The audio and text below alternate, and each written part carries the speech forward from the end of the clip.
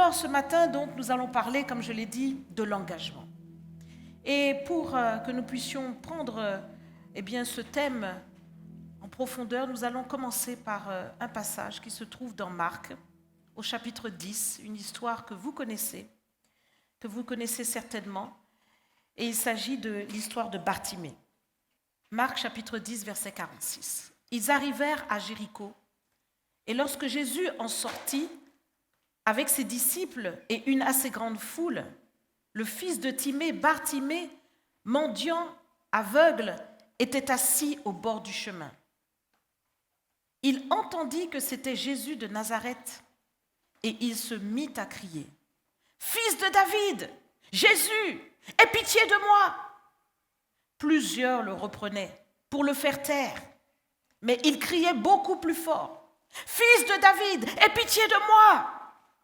Jésus s'arrêta et dit : « Appelez-le. » Ils appelèrent l'aveugle en lui disant : « Prends courage, lève-toi, il t'appelle. » L'aveugle jeta son manteau et se levant d'un bond vers Jésus. Jésus, prenant la parole, lui dit : « Que veux-tu que je te fasse ? » « Rabouni, lui répondit l'aveugle, que je recouvre la vue. » Et Jésus lui dit : « Va, ta foi t'a sauvé. » Aussitôt, il recouvra la vue et suivit Jésus dans le chemin. C'est une histoire merveilleuse, une histoire qui pourrait paraître pour certains totalement étonnante. Comment un aveugle mendiant peut d'un coup recouvrir la vue? Et pourtant, ça faisait partie des miracles que le Seigneur faisait. Et il y en a beaucoup, plein de miracles, à tel point que Jean dit bien qu'il n'y aurait pas assez de livres pour contenir tous les miracles que Jésus a fait. Mais cette histoire, elle est consignée dans la parole pour que nous puissions en tirer le meilleur, que nous puissions comprendre à partir de la vie de Bartimée quelque chose qui nous enseigne. Bartimée se retrouve là dans cette situation d'épreuve, de difficulté de sa vie. Il est aveugle, certainement nous pouvons penser que c'était de naissance. Il est mendiant parce qu'il ne peut pas se gérer. Il ne peut pas faire quoi que ce soit pour pouvoir avoir les moyens pour sa propre vie. Et il est dans une épreuve terrible. Et il sait qu'il est là tous les jours en train de mendier et que sa situation ne va pas changer. C'est tellement improbable que ça puisse changer. Et pourtant, voici que Jésus passe. Voici que l'occasion de sa vie passe. Et ce jour-là, Bartimée a réalisé que si je ne fais pas quelque chose, ça restera vraiment pareil. Là maintenant, c'est l'occasion de ma vie. Là maintenant, c'est le moment, c'est l'opportunité que je ne dois pas rater. Et donc, ce jour-là, Bartimée, avec son manteau, peut-être habitué à faire la manche, à tout simplement dire « l'aumône, s'il vous plaît, l'aumône pour un aveugle ». On peut imaginer ce qu'il pouvait dire. Mais ce jour-là, il s'est mis à crier le nom du Seigneur. Ce jour-là, il s'est levé d'un bond. Il a commencé d'abord à crier, parce qu'il ne pouvait pas tout simplement aller sur le chemin, il ne savait pas peut-être dans quel sens était Jésus. Mais il a crié. Et le Seigneur l'a entendu. Est-ce que cela ne te rappelle pas des galères dans lesquelles tu t'es retrouvé? Des situations que tu as traversées où seul le Seigneur pouvait intervenir pour toi? Et que ce jour-là, tu as crié à Dieu pour te délivrer de la situation. Est-ce que je parle à quelqu'un ce matin? Est-ce que tu te rappelles de ce moment où la situation était tellement éprouvante, difficile, que tu t'es tenu là et que tu as crié à Jésus? Tu connais les galères que tu as traversées. Peut-être que cela t'a poussé à jeûner, à prier comme jamais auparavant. C'est ce que Bartimée a fait en tout cas ce jour-là.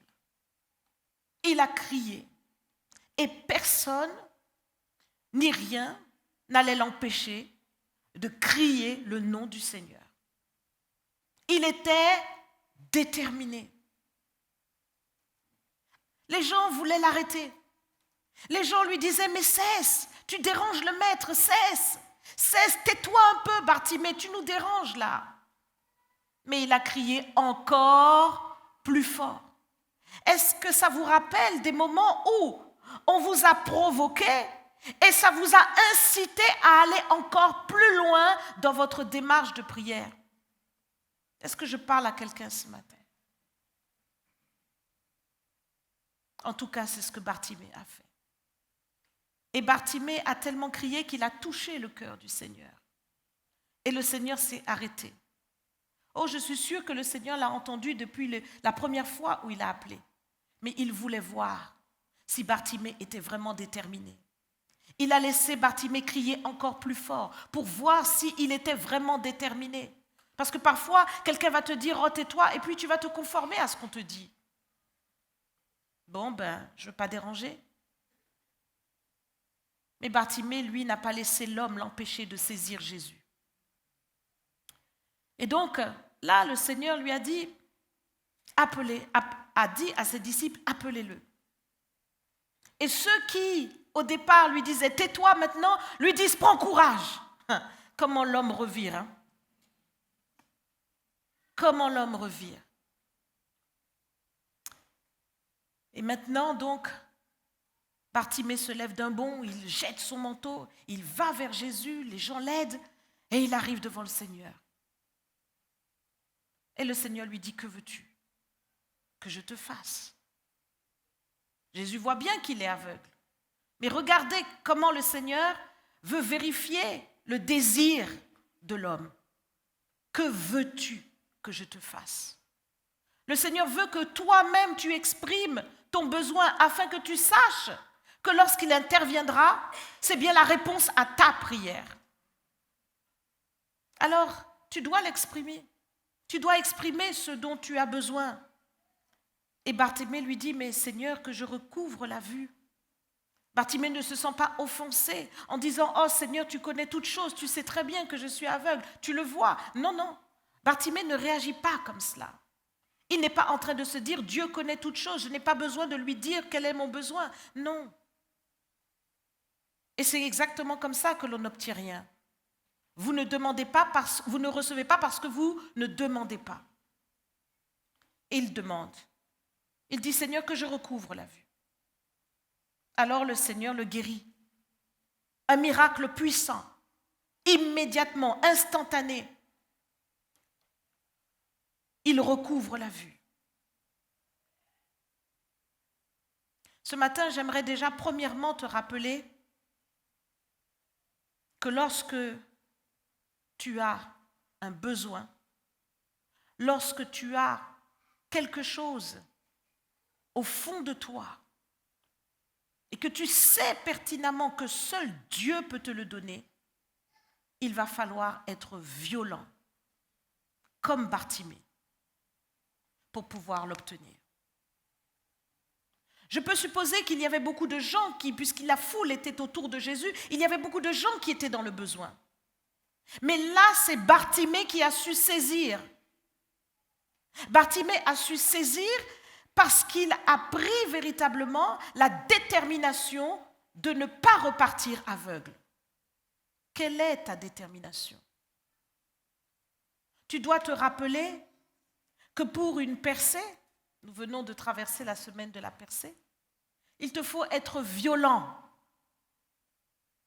Il nous est dit dans Matthieu chapitre 11, verset 12, « Le royaume des cieux est forcé ». C'est-à-dire que pour saisir des choses qui sont dans le monde invisible, tu dois véritablement pousser spirituellement avec violence. Car il nous est dit, ce sont les violents qui s'en emparent. Oh non, pas la violence pour aller prendre un couteau, une arme pour faire du mal à ton prochain, ou prendre même la violence verbale, tes poings ou quoi que ce soit. Non, ça le Seigneur n'en veut pas. Mais la violence spirituelle, Cette détermination par laquelle tu vas obtenir des choses qui te sont en fait humainement ou dans ce monde refusées par les circonstances, refusées par l'ennemi. Le statu quo. Le statu quo, le même dans lequel se trouvait Bartimée, aveugle, mendiant. Tu ne vois pas spirituellement devant toi, c'est un aveuglement. Tu ne vois pas ce que tu traverses. Tu sens bien qu'il y a quelque chose qui ne va pas, mais tu es comme quelqu'un qui tâtonne. Tu es comme quelqu'un qui tâtonne dans ta propre vie. C'est véritablement cet aveuglement. Et tu peux demander à Dieu de recouvrir la vue. Mendiant, il ne peut pas déployer sa vie sociale. Il ne peut pas, toujours dans le besoin, toujours dans le besoin. Et ce jour-là, le Seigneur a fait un déclenchement dans sa vie. Enfin, Bartimée peut aller travailler. Enfin, Bartimée peut se déployer. C'est ce que Dieu veut faire aussi pour toi. Mais il va falloir que tu sois violent. Il va falloir que tu sois violent parce que beaucoup ne veulent pas de cela. Je parle de l'ennemi de ton âme, comme l'ennemi de l'âme de Bartimée qui voulait le maintenir là, dans ce statu quo. Il va te falloir être violent. Est-ce que tu peux dire cela à quelqu'un à côté de toi pour l'encourager ce matin et lui faire comprendre comment obtenir la percée? Comment obtenir la percée? Il va te falloir être violent. Il faut une violence pour saisir les choses. Le royaume des cieux, ce n'est pas comme le distributeur de Coca-Cola. Tu mets la pièce, boum, ça tombe. Fais avec moi. Non. Il faut être violent. Tu veux obtenir quelque chose, il va falloir chercher, mon ami. Il va falloir crier. Il va falloir supplier. Il va falloir invoquer. Il va falloir user de toutes sortes de prières, comme nous dit la parole de Dieu. Toutes sortes de prières. La prière où tu vas proclamer, la prière où tu vas intercéder, la prière où tu vas demander, la prière où tu vas ordonner, toutes sortes, avec le jeûne. Amen. Donc, Bartimée n'a pas laissé les hommes l'empêcher de saisir ce qui était pour lui. Et je le dis parfois, nous laissons les circonstances nous empêcher de saisir ce qui est pour nous. Les circonstances. Et c'est très facile. Oh Seigneur, je sais que je dois jeûner là, mais j'ai une invitation avec mes amis là.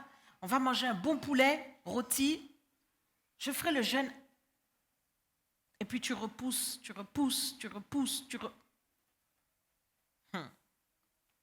Il n'y a pas d'amen? Oui, beaucoup de choses peuvent t'empêcher en fait de saisir sur le moment ce que Dieu veut faire sur le moment. Tu t'es levé, tu as dit aujourd'hui je vais jeûner et puis tu sens que tu défailles un peu. Un petit jus, un petit café et tu as cassé ton jeûne. Toutes sortes de prières, ce sont les violents qui s'en emparent. Bartimée a su saisir sa part. Et du coup, il nous est dit qu'il a recouvert la vue et qu'il a suivi Jésus dans le chemin. Il a suivi le Seigneur. Et donc, et c'est là mon point, que se passe-t-il après l'intervention de Dieu? Qu'est-ce qui se passe? Est-ce que véritablement, une fois que le Seigneur a répondu à ta demande, tu te tiens là pour continuer la route avec Jésus? Ou est-ce que tu te satisfais de ce que Jésus t'a donné et puis tu commences à faire moonwalk? Moonwalk. Tu recules, tu prends tellement de recul qu'on ne te voit plus.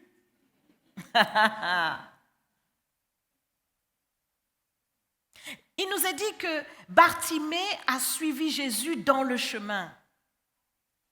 Il a suivi le Seigneur dans le chemin. Ça veut dire qu'il y a un chemin dans lequel tu rencontres le Seigneur. Il était là sur le bord de la route. Jésus passait dans sa vie, Jésus est passé, tout comme toi aussi, tu as à un moment donné rencontré le Seigneur ou fait véritablement une rencontre décisive avec l'Esprit de Dieu d'une manière ou d'une autre. Et ça a transformé ta vie. Le Seigneur s'est révélé à toi. Il a agi là où tu étais perdu, tu étais confus, tu étais totalement dans la détresse. Et je vais même peut-être rappeler à certains comment tu étais, oppressé. Il a fallu passer de délivrance en délivrance. Apporter le sachet. Encore, apporter encore le sachet, encore aujourd'hui. Et encore Vous savez de quoi je parle, pour certains. Et tu as vomi des choses. Tu t'es débarrassé de choses. Ta vie a été transformée, je dirais même transfigurée. Oui, tu peux acclamer le Seigneur. Qu'est-ce qu'on a travaillé? Qu'est-ce qu'on a travaillé, Pasteur David, moi, tous les serviteurs? On a imposé les mains, on a chassé les démons, on a ordonné, on a prié, on a fait, oui ou non? Amen. Et le Seigneur t'a fait du bien. Il t'a délivré, il t'a restauré. Tu l'as rencontré sur le chemin et Jésus a fait. Il a agi. Par l'onction qui est présente dans ce ministère, le Seigneur a fait de grandes choses. De grandes choses. Des choses que si on prend le temps de commencer à demander, témoigne ce que Jésus a fait, on sera là encore des jours et des jours. Oui. On ne peut pas tout expliquer, c'est tellement profond. Entre les délivrances que tu as vécues, parce que l'on t'a imposé les mains, entre les programmes de prière que l'on t'a donnés pour que tu puisses trouver comment, entre tout ce qui s'est passé, même dans ta maison, mais on ne finirait pas de témoigner.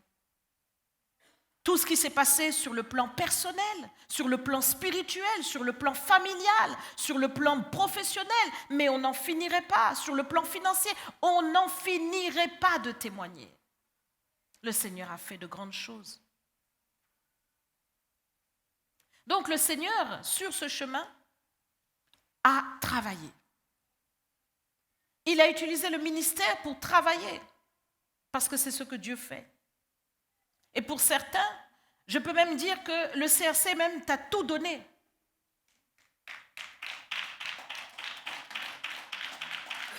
Tout. Tout. Tu le sais. C'est là que tu as rencontré peut-être la femme ou l'homme de ta vie. Merci Seigneur. Mais tu devrais acclamer ça.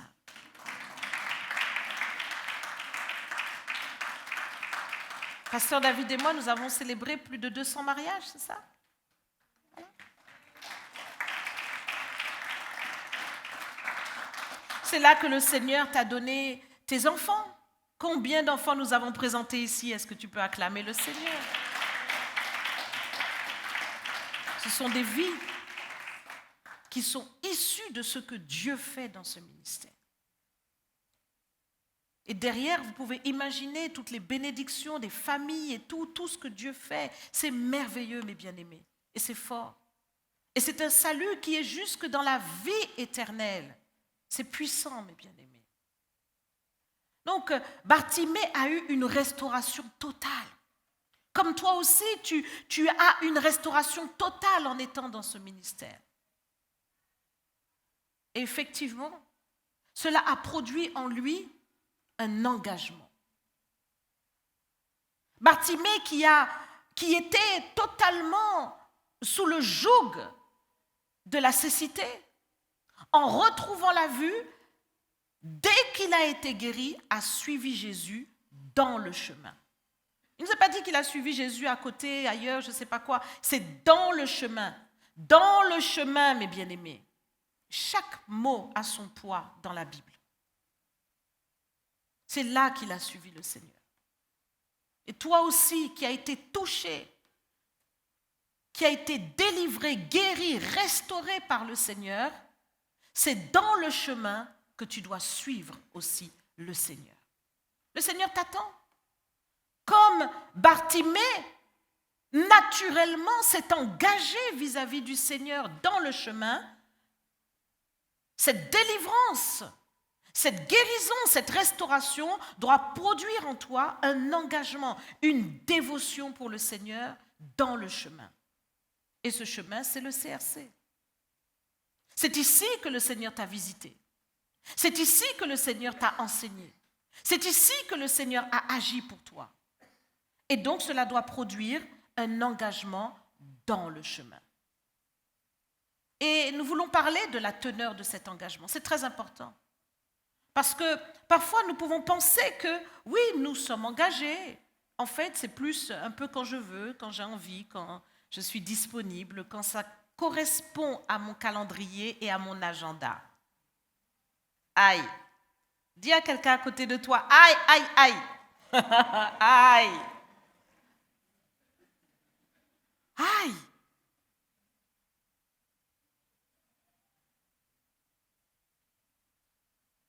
Vous savez, avec 25 ans de ministère, on en a vu des choses, Pasteur David et moi. On a vu des personnes qui viennent tout feu, tout flamme, qui nous disent, Pasteur, vraiment, voilà, je veux être là, vraiment. Je dis, d'accord, eh bien, vas-y. Voilà, les équipes sont là, vas-y.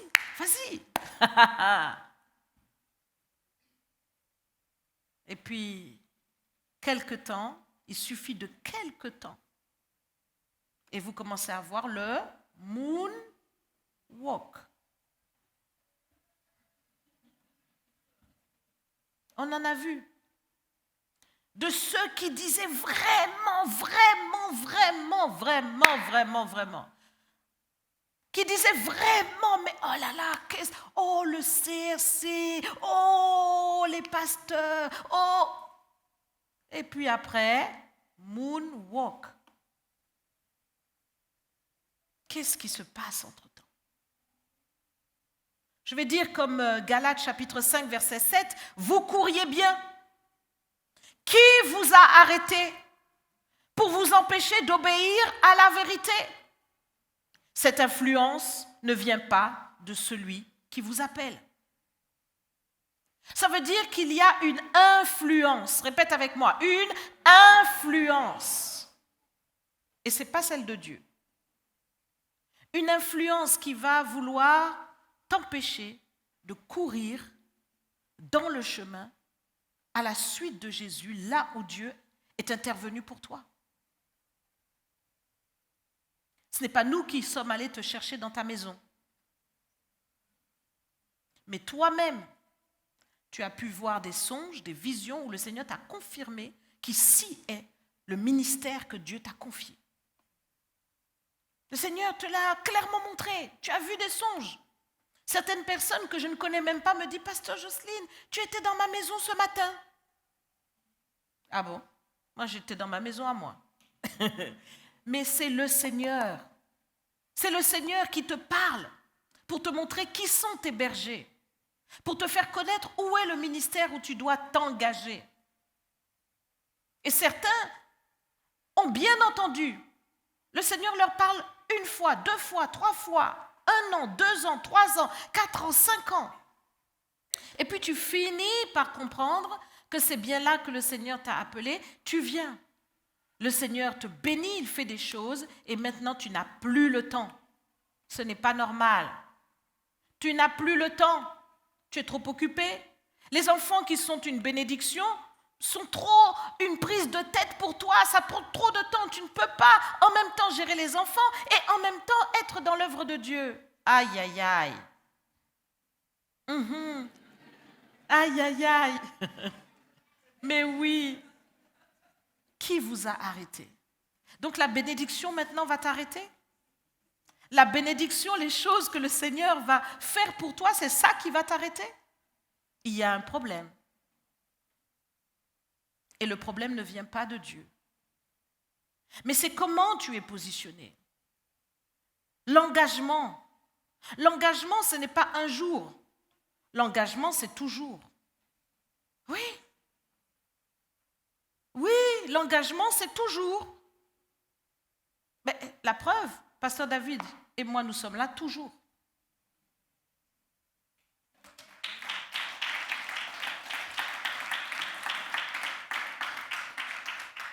Nous sommes là toujours, mes bien-aimés. Et tant que nous sommes là, l'œuvre de Dieu peut se faire. Mais nous devons réaliser que l'œuvre de Dieu, ce n'est pas simplement une tête. Nous sommes un corps. Tout le corps doit fonctionner. Donc il faut que tous les membres puissent agir. Et si les membres eux-mêmes commencent à se paralyser, le corps a un problème. Si la tête est engagée et que le pied ne l'est pas, le corps a un problème. Il faut que l'engagement marque tout le monde. Tu dois revenir dans ton engagement. Et tu dois réaliser l'importance de cet engagement. Parce que Pasteur David et moi réalisons l'importance de notre engagement. 25 ans après, nous sommes toujours là. 26 maintenant. Et nous faisons ce que nous avons à faire. Et cela continue de bénir beaucoup. Si tu ne réalises pas ton engagement, toi-même, en fait, tu te prives de ce qui va faire de toi quelqu'un qui est un serviteur, une servante du Seigneur, un disciple du Seigneur. Vous savez, quand nous rejoindrons le Seigneur nous parlera.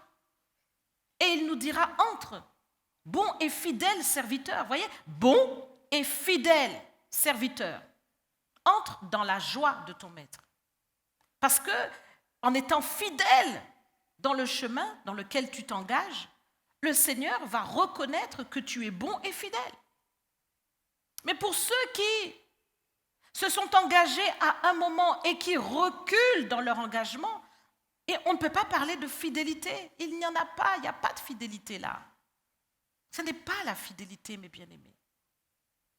Et le Seigneur ne pourra donc pas dire bon et fidèle serviteur. Donc l'engagement est très important. L'engagement est essentiel parce que c'est ce qui va justifier véritablement que le Seigneur nous qualifie de fidèles si nous tenons jusqu'au bout.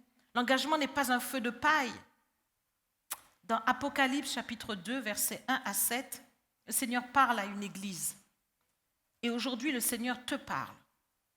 Écris à l'ange de l'église d'Éphèse. Voici ce que dit celui qui tient les 7 étoiles dans sa main droite, celui qui marche au milieu des 7 chandeliers d'or. Je connais tes œuvres, ton travail, ta persévérance. Je sais que tu ne peux supporter les méchants, que tu as éprouvé ceux qui se disent apôtres et qui ne le sont pas, et que tu les as trouvés menteurs, et que tu as de la persévérance, que tu as souffert à cause de mon nom, et que tu ne t'es point lassé. Mais ce que j'ai contre toi, c'est que tu as abandonné ton premier amour. Souviens-toi donc d'où tu es tombé, repens-toi et pratique tes premières œuvres, sinon je viendrai à toi et j'ôterai ton chandelier de sa place, à moins que tu ne te repentes. Tu as pourtant ceci, ce que tu hais, les œuvres des Nicolaïtes, œuvres que je hais aussi. Que celui qui a des oreilles entende ce que l'Esprit dit aux églises. À celui qui vaincra, je donnerai à manger de l'arbre de vie qui est dans le paradis de Dieu. Quel passage fort! C'est le Seigneur qui parle, dans une vision puissante que Jean a reçue sur l'île de Patmos. Je connais tes œuvres, ton travail, ta persévérance. Oui, quand le Seigneur regarde le CRC, il sait tout ce que nous faisons. Tout. Le Seigneur sait tous les gospel festivals, toutes les évangélisations, si je puis dire, que nous faisons au travers de la fête de la musique ou de tous les événements, gospel célébration, tout ce que nous avons fait. Et pour ceux qui nous connaissent depuis longtemps, vous pouvez repasser dans votre tête tous les événements que nous organisons et dans votre esprit, vous allez voir que mais quelle production prolifique, n'est-ce pas? L'année passe tellement vite au CRC, tellement il y a des choses, c'est vrai? Voilà. On en fait des choses. Et je bénis le Seigneur pour tous ceux qui, engagés dans l'œuvre, permettent que tout se fasse. Que ça soit le multimédia. Merci Seigneur pour le multimédia.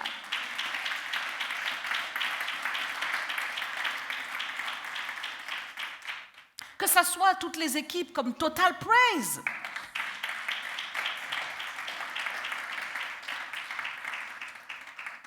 Musiciens comme choristes, mais tous ceux qui même travaillent dans l'ombre.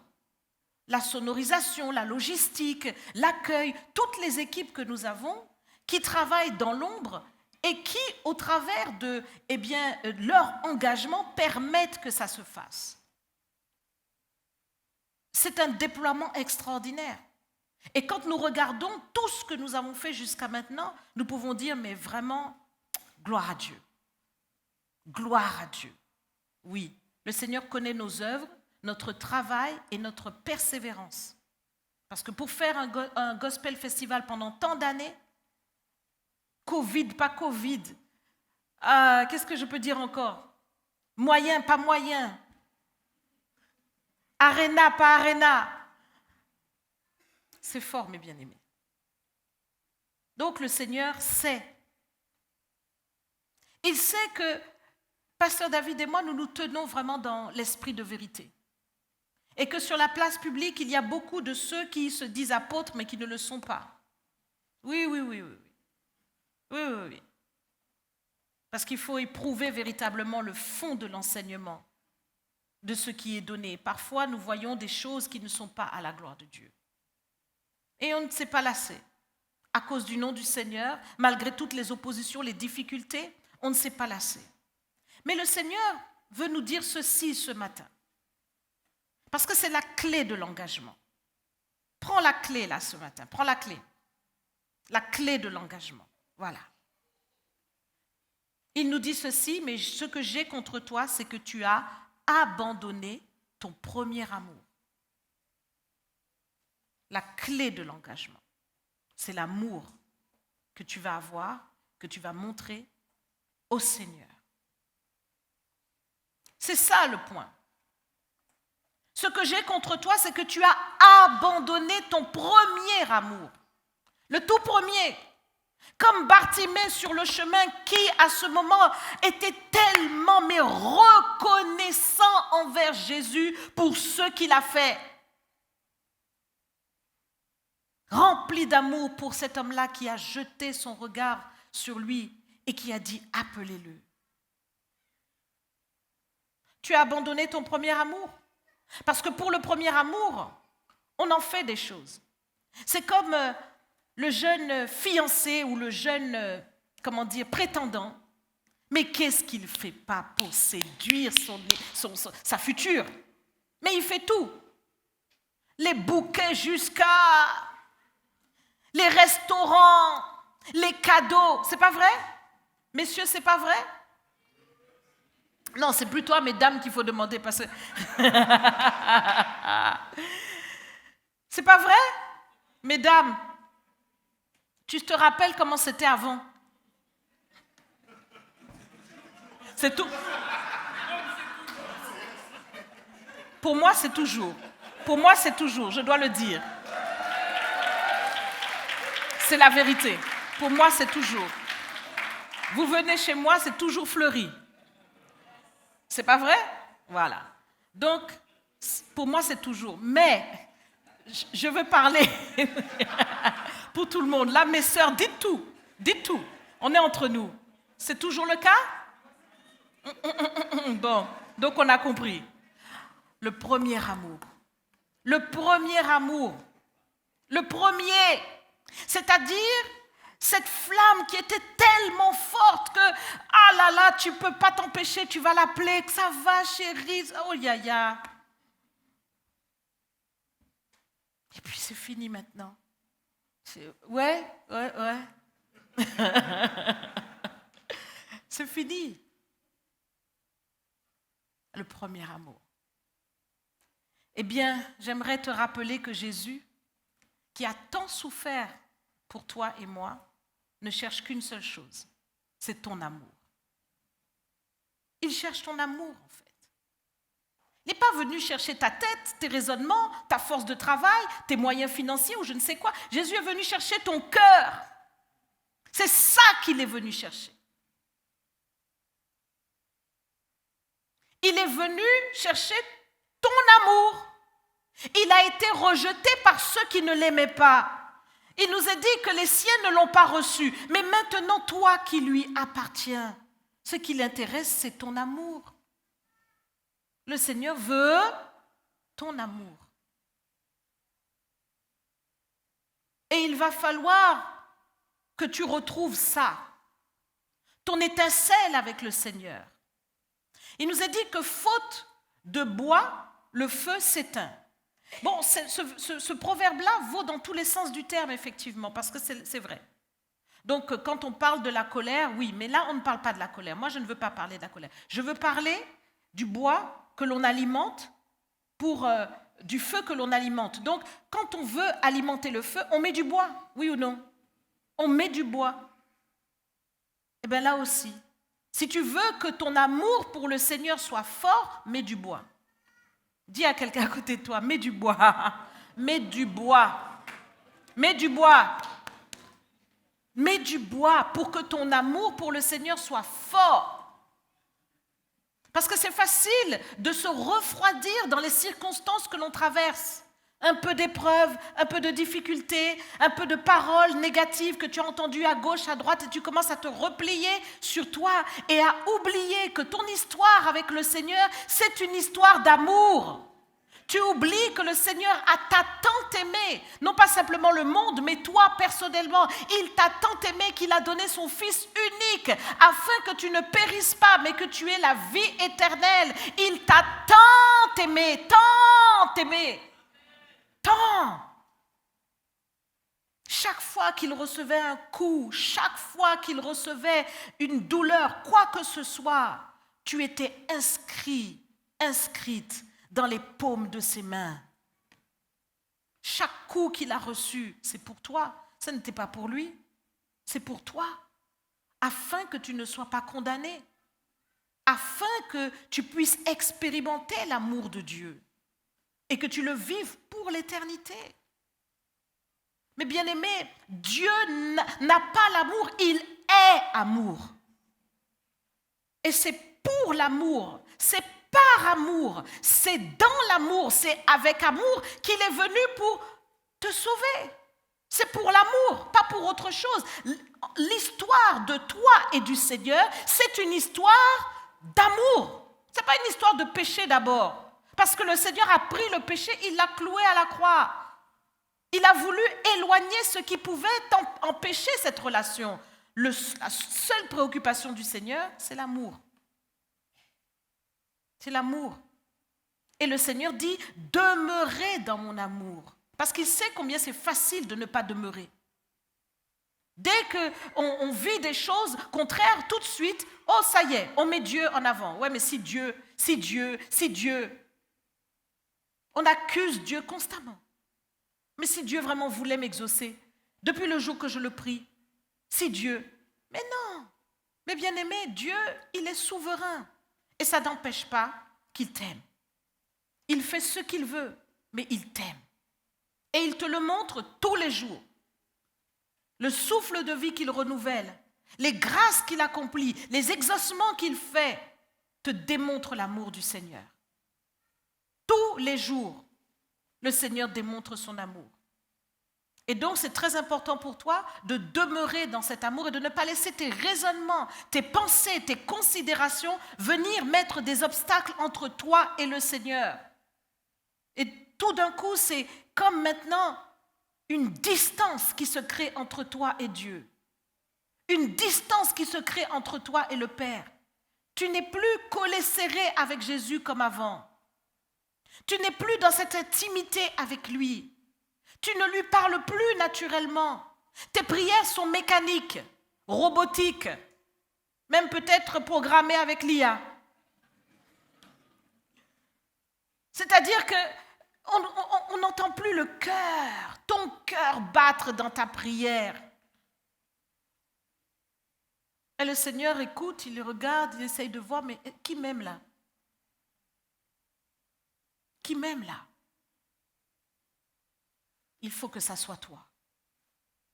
Il faut qu'il y ait un amour puissant pour le Seigneur.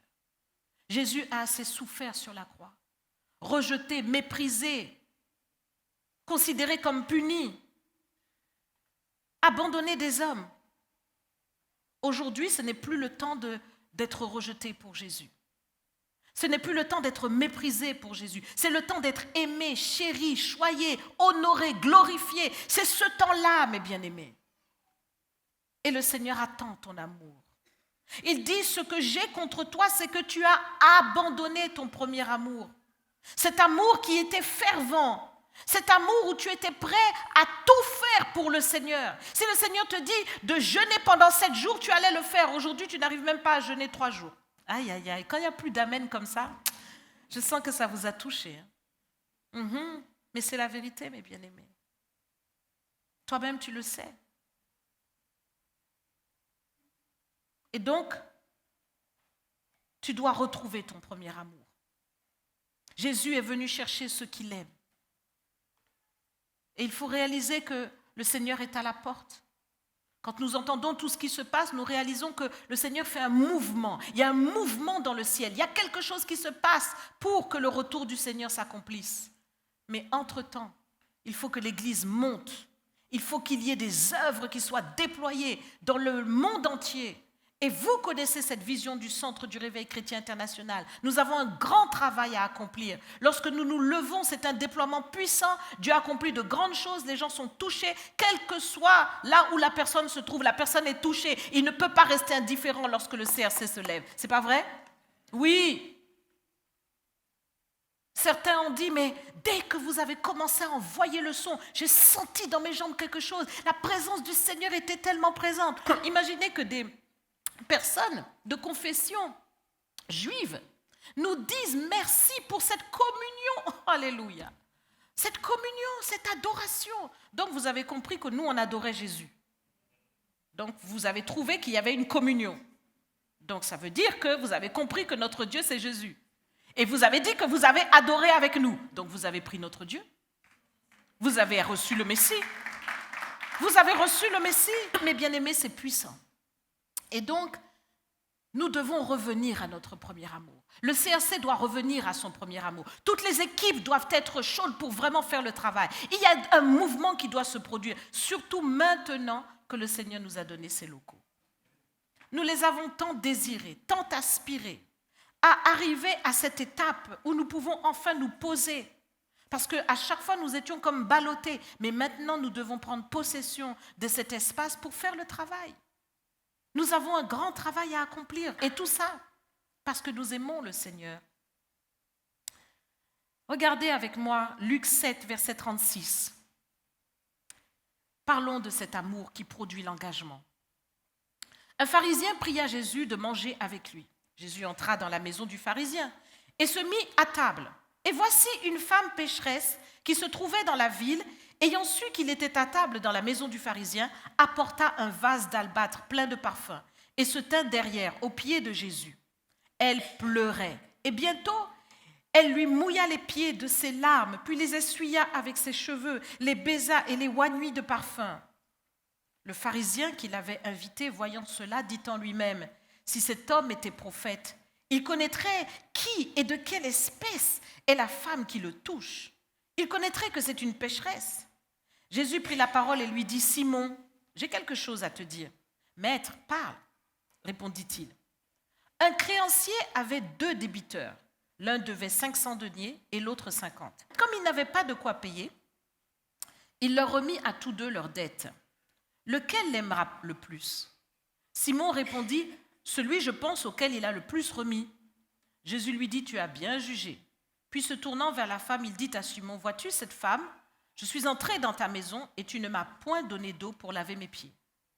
Mais elle les a mouillés de ses larmes et les a essuyés avec ses cheveux.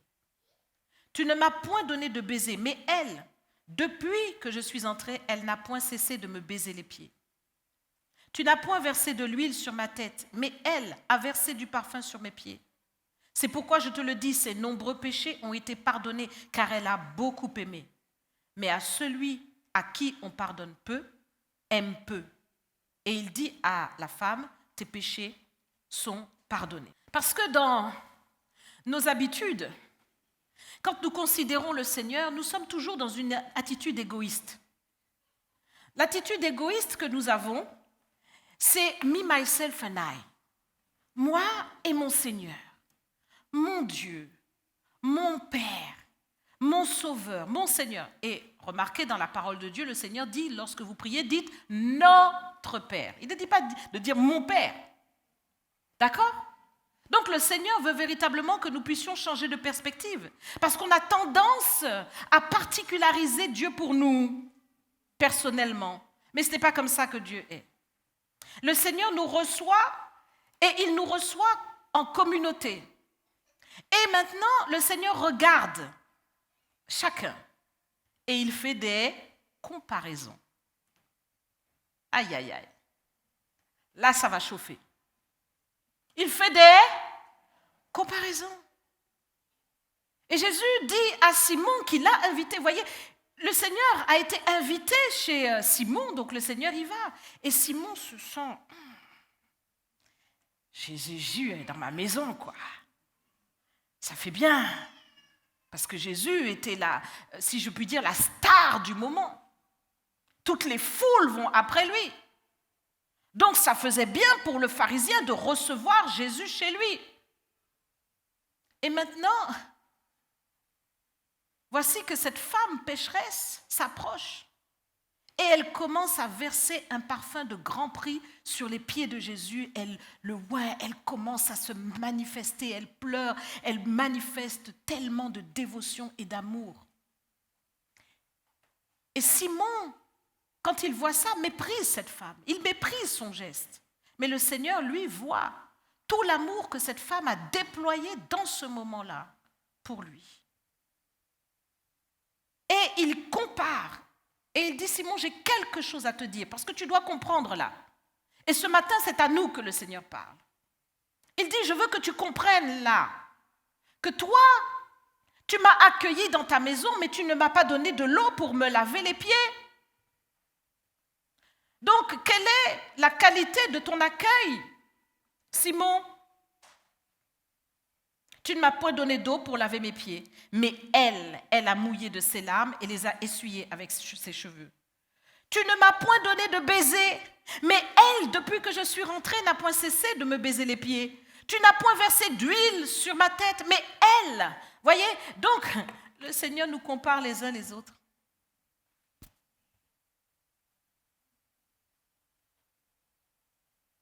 Qu'est-ce que tu as fait pour te signaler auprès de Jésus?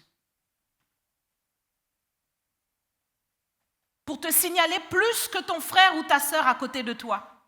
Parce que c'est ça que Dieu veut. C'est à celui qui va se manifester le plus. Il n'y a plus d'amen? Si, je veux t'en donner pour preuve. Quand Jésus a parlé à Pierre, il lui a dit, m'aimes-tu plus que ne font ceci? Jésus compare.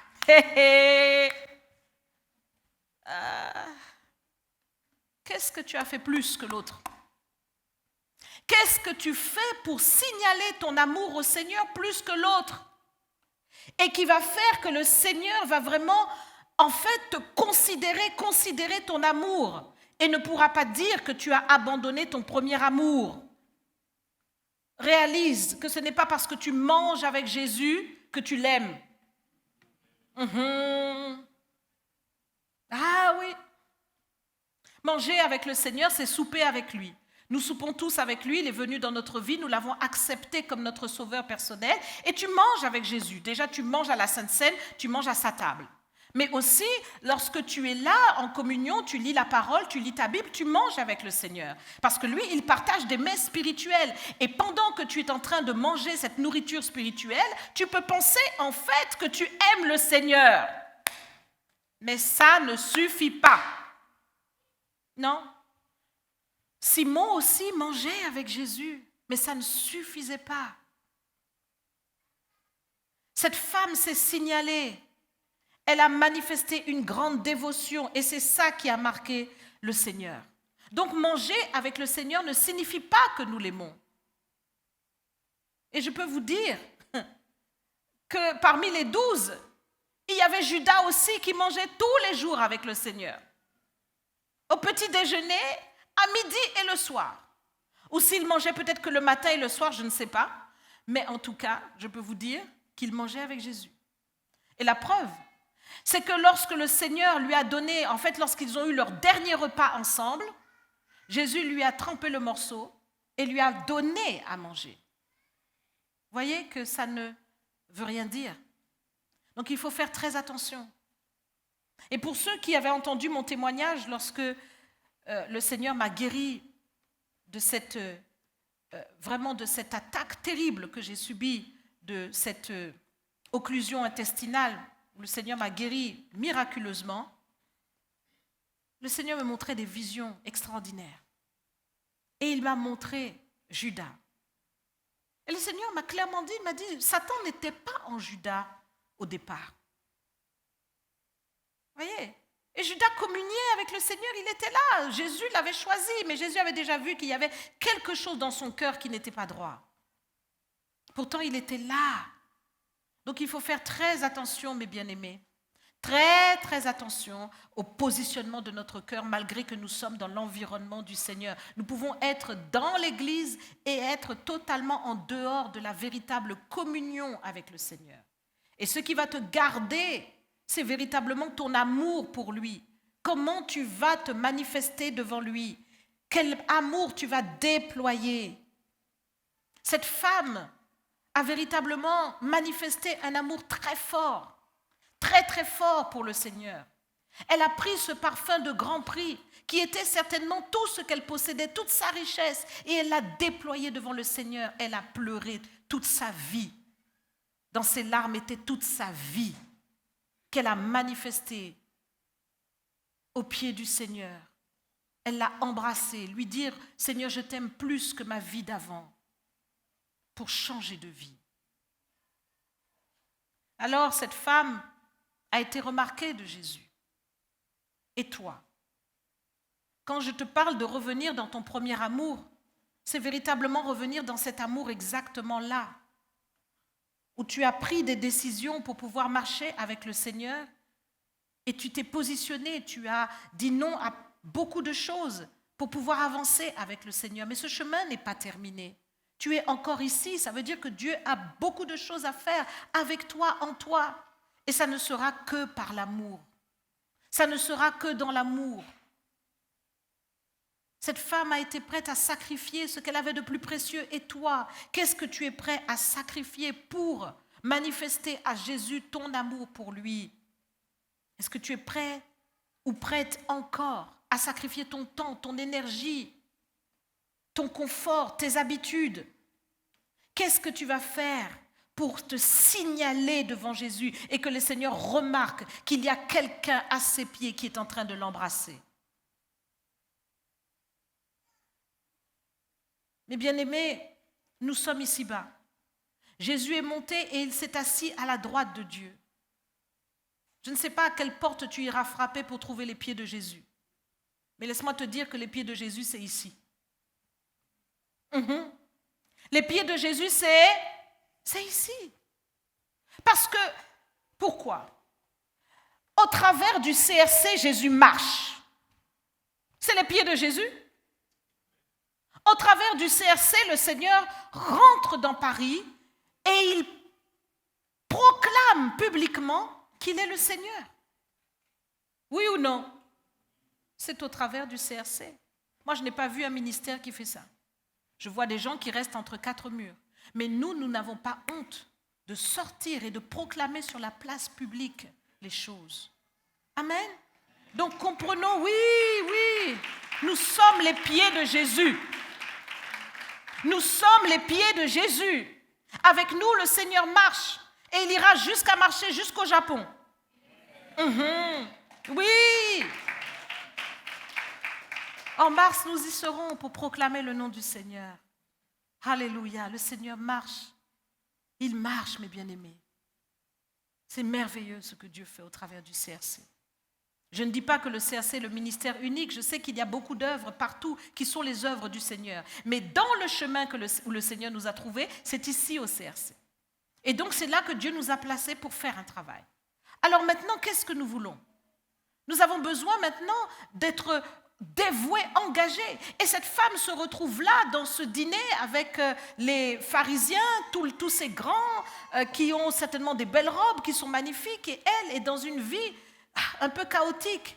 Mais ce qui a intéressé le Seigneur, c'est l'amour qu'elle a déployé. Et du coup, le Seigneur l'a pardonné. Voyez que lorsque vous déployez votre amour pour Dieu, cela couvre vraiment beaucoup de choses. Cela couvre beaucoup de péchés. l'amour que vous allez déployer pour le Seigneur, c'est quelque chose de fort. Cette femme n'a pas arrêté d'embrasser les pieds de Jésus. Eh bien, toi aussi, embrasse les pieds de Jésus ici. Embrasse le CRC. C'est une image, mais pas tant une image. Embrasse le CRC. Donne-toi dans le CRC. Manifeste-toi dans cette œuvre pour accomplir la volonté du Seigneur. Parle bien du CRC. Fais bien l'œuvre dans le CRC. C'est tout ça qui intéresse le Seigneur. Mais bien aimé, ça intéresse tellement le Seigneur qu'il a plié des personnes fidèles, des personnes en commençant par Pasteur David et moi-même. Il aime tellement cette œuvre qu'il nous a pliés en nous disant, 26 ans en arrière, je ne veux pas un ministère de plus, je ne veux pas une église de plus. Vous êtes le centre du réveil chrétien. Voilà ce que vous êtes. Et donc, ce que Dieu est en train de faire est unique. Avez-vous vu déjà une telle vision, aussi complète, aussi glorieuse, où nous pouvons faire des forums politiques à des événements culturels de premier plan? Ce sont des choses très fortes, mes bien-aimés. Et tu dois prendre conscience de cela, parce que le cœur du Seigneur est dans cette œuvre. Le cœur du Seigneur est dans cette œuvre. Quand nous regardons les histoires particulières de chaque membre de Total Praise et que nous regardons lorsque Total Praise se déploie sur scène pour commencer à louer le Seigneur et que nous voyons un tel impact au point que ceux qui seront ou pourraient se proclamer les auteurs ou les originaires du gospel sont éblouis. Des personnes qui ont écrit des albums, qui ont remporté plein de Grammys et qui nous disent les Américains ne sont même pas prêts à ce niveau-là. Oui, Kevin Bond nous l'a dit clairement, ils ne sont pas prêts. Parce que là, c'est un niveau. Donc vous devez réaliser, ce n'est pas tellement le niveau technique et tout ça, c'est pas ça, c'est spirituel. Oui, c'est l'onction, c'est le cœur de Dieu que l'on retrouve là. C'est le cœur de Dieu, le cœur du Seigneur. Amen. Donc c'est très important pour toi de réaliser cela. Le cœur du Seigneur est dans cette œuvre. Et donc si tu aimes le Seigneur, tu vas aimer le CRC. Si tu aimes le Seigneur, tu vas aimer le CRC. Et tu vas tellement l'aimer que tu vas être dévoué. Et tu seras prêt encore à sacrifier tout ce que tu as, tout ce que tu es pour voir cette œuvre s'accomplir. Mais bien-aimé, cette femme s'est signalée devant Dieu. J'aimerais te dire, pour conclure, cherche ton parfum. Cherche ton parfum. Cherche ce par quoi tu vas honorer le Seigneur, que le Seigneur ne te voit pas comme Simon. Simon détaché, là, dans son dream, si je puis dire. Il est là en train de se dire que Jésus est avec moi, ça fait bien, ça me donne un statut social et tout. Ah, je suis pasteur, ça fait bien. Je suis ceci, ça fait bien. Je suis chrétien, ça fait bien. Non, il n'est pas dans les titres, il n'est pas dans... Non, Jésus n'est pas dans ça. Jésus voit cette femme qui est en train de verser le parfum, de verser le parfum, de verser le parfum et de pleurer et de baiser ses pieds. C'est ça qu'il voit. Concentre-toi sur ton parfum. Concentre-toi sur cette dévotion que tu vas produire auprès de Jésus. Concentre-toi là-dessus, mon bien-aimé, parce que lorsque tu rejoindras le Seigneur, c'est ça qui aura du prix aux yeux de Dieu. C'est ça. Cherche ton parfum, le meilleur, celui de plus grand prix, ta meilleure adoration, ton meilleur service, ton meilleur fruit de l'esprit, ton meilleur sourire lorsque tu accueilles ton frère et ta sœur, ton meilleur accueil, ton meilleur... Cherche-moi ça. Cherche-moi ça. Nous voulons monter en qualité dans ta façon de parler à ton frère, dans ta façon de parler à ta sœur, parce qu'il y a une considération qui vient en toi à cause de qui? De Jésus. Parce que tu es en train de déverser ton parfum. cherche-moi ça s'il te plaît. Est-ce que tu entends ce que je te dis ce matin? Cherche-moi ça. Je peux vous dire que si véritablement nous nous concentrons sur notre amour pour le Seigneur, la face du CRC va changer en un instant. Chacun se concentre à être celui qui aime Jésus le plus. Sois celui, celle qui aime Jésus plus que ton frère et ta sœur. Au point que tu vas tellement l'aimer, dans ta façon de faire, on va sentir ça sent bon ici. Ça sent bon. Oui, le parfum de Christ, on va le sentir. C'est ce que nous voulons, mes bien-aimés. Que ce matin, le Seigneur ne puisse pas dire que nous avons abandonné notre premier amour, mais qu'il puisse dire ce matin que nous avons repris notre premier amour. Et que nous avons compris que entre moi et Jésus, entre toi et Jésus, entre nous et Jésus, c'est une histoire d'amour. Entre le CRC et Jésus, c'est une histoire d'amour. Ne viens pas me dire que c'est une histoire d'argent. Ce n'est pas vrai. Parce qu'on n'aurait pas fait tout ce que nous faisons, mais tous les moyens que nous avons pour pouvoir prendre des arénas, des ceci, des cela. Mais bien aimés, on réfléchit 2 minutes. C'est une histoire d'amour. Parce que nous voulons que le nom du Seigneur soit glorifié. Le Seigneur dit, lorsque je serai élevé, j'attirerai tous les hommes à moi. Ne nous plaignons pas de l'état de la France. C'est que nous n'avons pas assez brillé. Nous n'avons pas assez aimé Jésus. Ne nous plaignons pas de l'état de la France. C'est que la France ne connaît pas notre Dieu comme nous le connaissons. Et nous avons besoin de le faire connaître. C'est tout. La lumière doit briller dans les ténèbres. Jouons notre rôle. Ne nous plaignons pas, mes bien-aimés. Ils ne le connaissent pas comme nous le connaissons. Ils ne l'ont pas encore vu. Nous devons véritablement manifester notre amour pour le Seigneur. Et quand nous allons l'aimer, comme les disciples l'ont aimé, comme Pierre a aimé Jésus, comme Jacques, comme Jean ont aimé Jésus, quelque chose va se passer. Le ciel va détonner. Il y aura une détonation qui va se produire. Parce que le Seigneur va tellement sentir, voyez, qu'est-ce qui s'est passé quand Jésus a senti cette femme? Il n'a pas pu s'empêcher de lui dire, mais tes péchés sont pardonnés. Voyez, donc il y aura un déversement de repentance qui va se produire sur toute la France. Le réveil se produira, mes bien-aimés. Le réveil se produira. Quelque chose va tellement être fort, va monter tellement fort, que les gens, même dans leur maison, recevront des songes, des visions. Ils verront le Seigneur à leur travail. Il y aura quelque chose qui va se passer, je vous dis. Je l'ai vu en vision. Vous savez ce que j'ai vu en vision? J'ai vu en vision que les gens voulaient tellement prendre Jésus qu'ils étaient prêts à être baptisés dans la Seine en foule. En foule. Ils disaient baptisez-nous, baptisez-nous, baptisez-nous. En foule.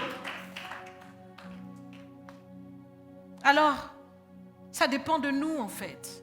Nous sommes le centre du réveil chrétien. Nous devons porter notre identité. Ce que j'ai contre toi, dit le Seigneur, c'est que tu as abandonné ton premier amour.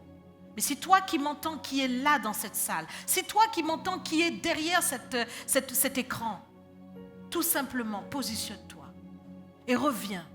Reprends ton premier amour et sois celui, celle qui va montrer à Jésus combien tu l'aimes. Ta dévotion, ta prière, ton parfum ne doit pas manquer. Ton engagement, ta présence ne doit pas manquer. La chaise qui était vide ici ne doit plus être vide. C'est ta place. C'est ta place. Qu'est-ce que tu fais derrière l'écran? Reviens là et sers le Seigneur avec nous. Mais bien aimés, si vous êtes d'accord avec cela, acclame Jésus dans ce lieu. Acclame bien moi. Acclame-moi le Seigneur. Acclame-moi bien Jésus.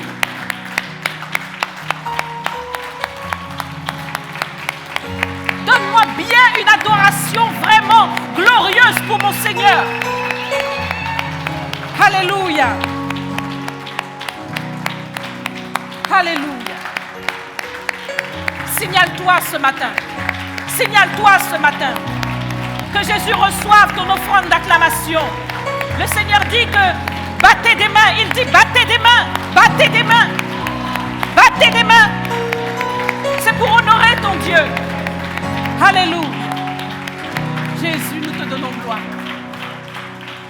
Maintenant, mes bien-aimés, nous allons invoquer le Seigneur ensemble de tout notre cœur.